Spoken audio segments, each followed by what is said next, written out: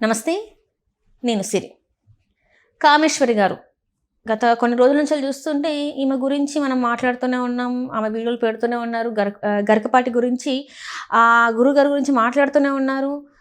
ఏవేవి జరిగాయో గతంలో అన్నీ వివరిస్తూనే ఉన్నారు కామేశ్వరి గారు. అండ్ అట్లనే గరికపాటి గారు కూడా ఇంతవరకు దీని మీద స్పందించలేదు. కానీ 2002లో అసలు ఏం జరిగింది, తప్పెవరిది, తప్పు అసలు కామేశ్వరి గారిదా లేకపోతే గరికపాటి గారిదా అనే అంశం కూడా చర్చనీయాంశమైంది. సో దీనికి సంబంధించి మరిన్ని విషయాలు, అసలు ఏం జరిగింది 2002లో అనే అంశాన్ని మనకు వివరించడానికి మనతో పాటు ఉన్నారు ప్రముఖ senior journalist, political analyst Durga Kumar గారు. నమస్కారం సార్. నమస్కారం మా శ్రీ, మన వీక్షకులు సార్. ఇప్పుడు చూస్తుంటే అసలు గరికపాటి గారి ఏదైతే తన గతంలో జరిగిన తన పర్సనల్ లైఫే అనుకోవచ్చు, అదంతా కూడా ఇప్పుడు మనం మాట్లాడుకోవాల్సి వస్తుంది. అండ్ ఇంకొకటి చూస్తుంటే కామేశ్వరి గారు తన వీడియోలు కావచ్చు అవన్నీ కూడా ఇప్పుడు ఎందుకు తీసుకొచ్చారని కూడా చాలామంది మాట్లాడుతున్నారు. అయితే 2002లో ఏం జరిగింది, అక్కడే స్టార్ట్ అయింది. ఏదైతే జరిగిందో ఆ గొడవ అక్కడే ఉంది. సో అక్కడిది దానివల్ల ఇదంతా జరిగిందని చెప్పేసి మాట్లాడుతున్నారు. ఇంతకు అక్కడ 2002లో ఏం జరిగి ఉంటుంది సార్ అసలు? ఇప్పుడు మా సిరి, ఏమైనా కొన్ని సంఘటనలో తప్పు చేసిన వాళ్ళు కూడా విఘ్నత లేకపోతే తప్పు చేసి కూడా రచ్చకెక్కొచ్చు. తప్పు సరిచేసిన వ్యక్తి, విఘ్నత గల వ్యక్తి అయితే కొన్ని అంశాలని దిగమింగాల్సి వస్తుంది. ఎందుకంటే ఆయన తప్పు సరిచేసింది ప్రచారం చేసుకోవటానికో తనకు అనుకూలంగా వాతావరణాన్ని మార్చుకోవటానికో కాదు. కొన్ని కుటుంబ పరిస్థితుల్లో లేకపోతే కొన్ని సందర్భాల్లో కొంతమంది వ్యక్తులు చేసిన తప్పుల్ని సరిచేయటం ద్వారా వాళ్ళు ఆ కుటుంబాన్ని ఒక పద్ధతిలో పెట్టడం కోసం చేసిన సందర్భంలో వాటిని వాళ్ళు బయటకు వచ్చి చెప్పుకోలేరు. అదే విఘ్నత లేనాడు ఏదైనా మాట్లాడవచ్చు. విఘ్నత కలిగిన వ్యక్తి తను నోటి వెంట మాట్లాడే ప్రతి మాటని, అక్షరాన్ని ఆలోచించుకుని మాట్లాడాలి. ఇప్పుడు మీరు అన్నట్టు ఇవాళ గరికపాటి నరసింహారావు గారి విషయంలో తెలిసి కొంత, తెలియక కొంత అనేక మంది అనేక రకాలుగా యూట్యూబ్లో మాట్లాడటం నేను గమనించాను. 2 రోజులుగా నేను కూడా అనారోగ్యంతో ఉన్నప్పటికీ కూడా కొంత గమనంలో అయితే చూశాను. నేను ఫస్ట్ రోజు మాట్లాడినప్పుడు కూడా నేను నిర్ద్వందంగా గరికపాటి నరసింహారావు గారి అంశాన్ని సమర్థిస్తూ చెప్పాను. అసలు ఆ విషయంలో ఆయన నోరు మెదపొద్దని కూడా నేను సలహా చెప్పాను. ఎందుకంటే కొన్ని అంశాలు దిగమింగటంలోనే ఒక అందం, ఒక అర్థం ఉంటుంది తప్ప వాటిని బయటికి కొంతమంది వ్యక్తులు చెప్పుకోవటం పోవటమే మంచిదని కూడా నేను ఆయన చెప్పాను. అంటే నేను 79లో జర్నలిజంలోకి వచ్చినప్పటి నుంచి ఇటువంటి సంఘటనలు కొన్ని గమనించాను. తర్వాత ఇవి మనం దీన్ని మహాభారత్లో కొన్ని సంఘటనలతో కూడా పోల్చి చూసుకోవాల్సిన అవసరం ఉంది.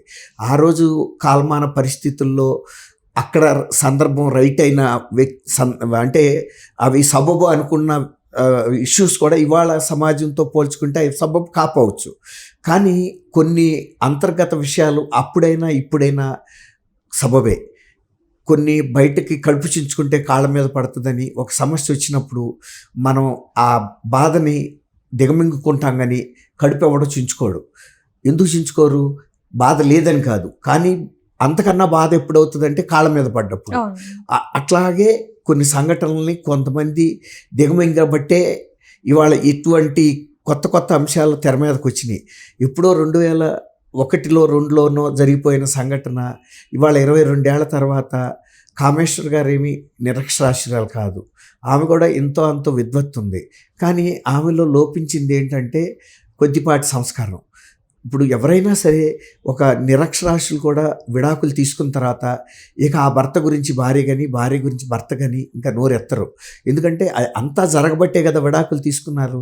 ఇప్పుడు కొత్తగా ఈ అంశాన్ని తీసుకురావటంలో కామేశ్వర్ గారి పాత్ర కొంత అయితే, అది అంటారు చూసారా, కాళిదాస్ కవిత్వం కొంత అయితే మన పైత్యం కొంత అని. అట్లాగే కొంతమంది స్వార్థ శక్తులు కూడా ఇందులో దూరారు. ఎందుకంటే ఇవాళ నరసింహారావు గారు ప్రాచుర్యం పెరిగిపోయింది ప్రజల్లో. ఆయనకి మంచి పేరు వచ్చింది. ఆయన ప్రవచనాలు కూడా చాలా హుందాగా ఉంటాయి అనే పేరుంది. సరే, 1-2 సందర్భంలో ఆయన కూడా మాట తూలి కొన్ని వివాదాలు తెచ్చుకున్నప్పటికీ వెంటనే ఆయన క్షమాపణ కూడా చెప్పాడు. అది కొంత ఓవర్ యాక్షన్ అనేది నేను లేదని అంటలేదు ఆయన దగ్గర. అంటే బాగా చురుకుగా ఉంటాడు కాబట్టి ఒక 100 మాటలు మాట్లాడినప్పుడు 1-2 పొర్లుపోయే సందర్భాలు కూడా ఉంటాయి. కాబట్టి మనం ఆ 98 మాటల్ని గమనంలో పెట్టుకోవాలి, కానీ ఆ 1-2 పొరపాట్లని హైలైట్ చేయకూడదు గరికపాటి నరసింహారావు గారు ఇష్యూకి వచ్చేటప్పటికి. ఎందుకంటే ఆయన ఈ తరం పిల్లల ఆలోచనతో మమేకం అయ్యేలాగా మాట్లాడుతున్న సందర్భాల్లో కొన్ని పొరపాట్లు జరగవచ్చు, కొన్ని ఈనాటి భాష, ఈనాటి భావన ఆయన సంభాషణలో బయటపడవచ్చు. కానీ దాన్ని అంత హైలైట్ చేయాల్సిన అవసరం లేదు. ఇప్పుడు కామేశ్వర్ గారి ఇష్యూకి వచ్చేటప్పటికి ఇప్పుడు ఆమె చాలా కొన్ని అసందర్భమైన విషయాలు, ప్రాధాన్యత లేని అంశాలను కూడా ఇవాళ పెద్ద పెద్ద అంశాలుగా చూపించడానికి ప్రయత్నించినప్పుడు కూడా ఆమెకి ప్రజల్లో పెద్ద మద్దతు అయితే దొరకలేదు. నేను మొన్న చెప్పింది ఏం చెప్పానంటే, ఇది నరసింహారావు గారు కొన్ని కుటుంబాల మీద, కొన్ని రంగాల్లో వ్యక్తుల మీద ఆయన కొంచెం దూకుడుగా వ్యాఖ్యానించడం వాళ్ళకి మింగుడు పడలేదు. కాబట్టి వాళ్ళు కూడా ఇప్పుడు జరుగుతున్న ఈ అటాక్లో, ఆయన మీద జరుగుతున్న దాడిలో తల ఒక చెయ్యి వేశారు. అది మనం అక్కడ గమనంలోకి తీసుకోవాలి. ఇప్పుడు ఈమె తన తప్పులు తను చెప్పుకోలేదు. అట్లా అని వివేకం కలిగినటువంటి నరసింహారావు గారు కూడా చెప్పలేడు. అక్కడ 2 సంఘటనలు జరిగినాయి. ఒకటి ఏంటంటే, ఇప్పుడు మనం కొన్ని అంటే డైరెక్ట్గా నేను చెప్పను, దీన్ని మహాభారతంలో ఒక అంశంతో ముడిపెట్టి చెప్తాను, దాన్ని మనం ప్రేక్షకులు అన్వయించుకోగలుగుతారు.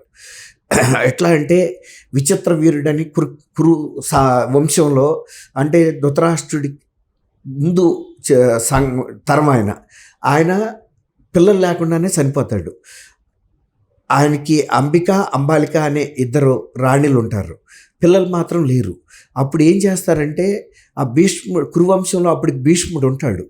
భీష్ముడు ఒక ప్రతిజ్ఞ చేస్తాడు, తండ్రితో నేను పెళ్లి చేసుకోను, సామ్రాజ్యానికి వారసుడిని కాను అని. ఎందుకంటే తన తండ్రికి పెళ్లి జరగాలి సత్యవతితో అని. ఆ సందర్భంలో ఆ విచిత్ర వీరుడు రాణులిద్దరికి పిల్లలు ఉండరు. అప్పుడు సత్యవతి ఏం చేస్తుందంటే, సత్యవతి కొడుకే విచిత్ర వీరుడు, వ్యాసుడు కూడా సత్యవతి కొడుకే, వ్యాస మహర్షి.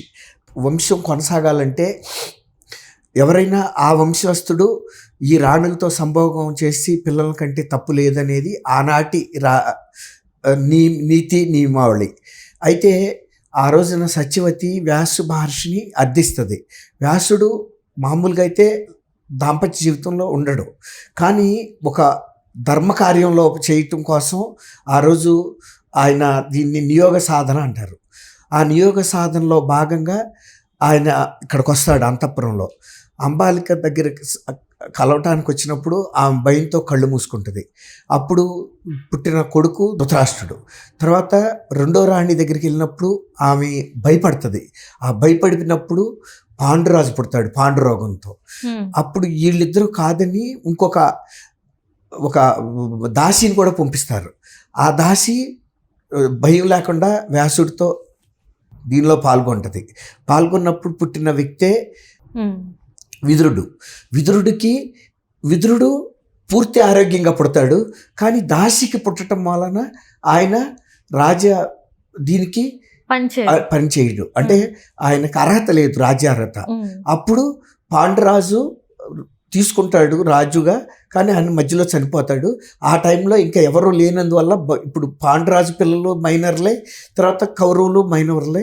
అప్పుడు ఇతడు ధృతరాష్ట్రుడిని గుడ్డివాడైనా కూడా రాజ్యాధికారంలో కూర్చోబెట్టి విదురుడు సలహాదారుగా జరుగుతుంది. అట్లా కొన్ని సంఘటనలు జరిగి ఉండవచ్చు అక్కడ. ఇప్పుడు మనం కొంచెం నర్మగర్భంగా అక్కడ అర్థం చేసుకోవాల్సింది అది.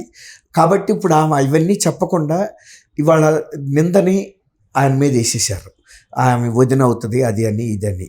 కానీ అందులో ఒక ధర్మ సూక్ష్మం కూడా ఉంది అనేది మనం నర్మగర్భంగా గమనించాల్సిన అంశం.